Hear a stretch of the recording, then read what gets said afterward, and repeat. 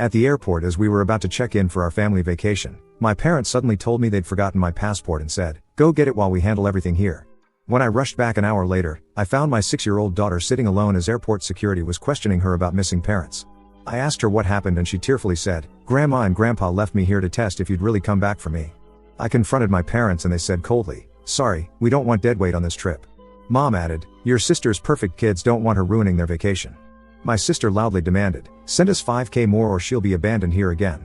I stayed completely silent and made one call that left them all speechless. This happened 2 years ago, but I still remember that morning like it was yesterday. My name is Cameron, and I'm a single father to the most amazing little girl in the world, Zoe. She was 6 at the time, with pigtails that bounced when she walked and a gap-toothed smile that could light up any room. Zoe had been through more than any kid should have to endure. Her mother, Vanessa, had walked out on us when Zoe was barely 2 years old, deciding that motherhood wasn't for her after all. She left one Tuesday morning while Zoe was napping, leaving nothing but a note saying she needed to find herself and that we'd be better off without her.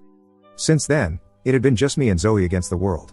I worked as a software developer for a mid-sized tech company, which thankfully allowed me some flexibility with my schedule. Zoe was my entire universe, and I'd move heaven and earth to make sure she never felt abandoned or unloved again. Which made what happened at the airport that day so much more devastating. My parents, Franklin and Joyce, had always been complicated people. They were the type who kept score of every favor, every dollar spent, every slight they perceived. My younger sister Amber was their golden child, married to a successful lawyer named Derek, living in a picture-perfect suburban home with her 2 kids, Tyler and Madison, ages 8 and 10. Amber's kids were what my parents called well-behaved and accomplished. Tyler played violin and was already reading at high school level, while Madison was a competitive gymnast who'd won several regional competitions. Zoe, on the other hand, was just a normal 6-year-old. She liked cartoons, playing with dolls, and had recently developed an obsession with dinosaurs after watching Jurassic Park, probably too young for it, but she loved it. She wasn't a prodigy, she wasn't winning competitions, she was just a sweet, loving little girl who missed having a complete family. But apparently, that wasn't enough for my parents. The vacation had been planned for months. My parents had surprised us all by announcing they wanted to take the entire family to Hawaii for a week-long getaway.